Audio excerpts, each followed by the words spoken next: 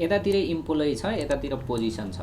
अब जस्तै यहाँ पोजिसन हामीले लेख्दै गयो भने जस्तै यो म्यानेजर हैन, यो सेल्सम्यान अनि यो एकाउन्टेन्ट हैन, यस्तै लेख्दै गयो भने धेरै टाइम लाग्छ साथीहरु। यो चाहिँ अलि एक्सेल चलाउन जानिसकेपछि यस्तो चाहिँ नगरिहालौँ है। आज म तपाईहरुलाई यस्तो कुरा सिकाउँदै छु कि जुन हामी एकैचोटी यो डाटा पुरैमा चाहिँ एकैचोटी हामीले कसरी चाहिँ ड्रप डाउन मेनु राखेर चाहिँ हामीले कसरी फिल गर्न सक्छौं यो सिकाउँदै छु। साथीहरु जस्ट थोरै समय लाग्छ, भिडियोलाई अन्त्यसम्म हेर्नु होला। भिडियो कस्तो लाग्छ मन पर्छ भने कमेन्ट बक्समा कमेन्ट गर्नु होला।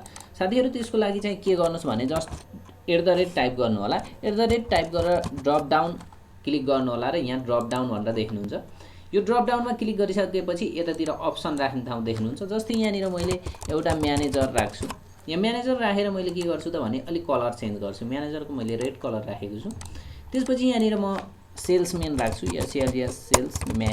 सेल्सम्यान राखेर मैले यहाँनिर थोरै एउटा कलर फेरि यहाँ पनि चेन्ज गर्छु। मैले यस्तो कलर राखेको छु। एनदर आइटममा मैले यहाँ एकाउन्टेन्ट भनेर मैले लेखेँ। अनि यहाँनिर मैले जस्ट कलर थोरै चेन्ज गर्छु, यस्तो कलर राख्दै र म डन गर्छु। डन गरिसकेपछि यहाँ हेर्यो भने अलि राम्रो देखिएको छ है।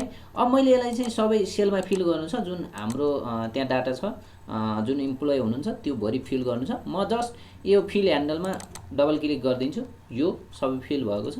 अब हेर्यो भने हेर्नु त कति राम्रो देखिन्छ, टक्क म्यानेजर है। अनि यहाँनिर गएर हामीले सेल्सम्यान है, यहाँनिर गएर एकाउन्टेन्ट, अब यसै गरेर सेल्स म्यानेजर हैन। अब तपाईले आफूले जुन हुनुहुन्छ तपाईहरुको कम्पनीमा इम्प्लोइहरु हैन, उहाँहरुको यसरी डाटा राख्न सकिन्छ। साथीहरु तपाईहरुले आफ्नो इम्प्लोइको पोजिसन यसरी राख्यो भने अलि राम्रो पनि देखिन्छ, एट्र्याक्टिभ पनि देखिन्छ र देख्नलाई पनि राम्रो र छिट्टो पनि गर्न सकिने हुँदा तपाईलाई यो भिडियो बनाएर ल्याएको। साथीहरु भिडियो कस्तो लाग्यो, भिडियो मन पर्यो भने कमेन्ट बक्समा कमेन्ट गर्नु होला। एक्सेलको धेरै टिप्स एन्ड ट्रिकको भिडियोहरु आइरहेका छन् र आइरहन्छन्। त्यसको लागि पनि युट्युब च्यानल सब्स्क्राइब गरेपछि साइडमा रहेको बेल आइकन पनि दबाउनु होला है त साथीहरु।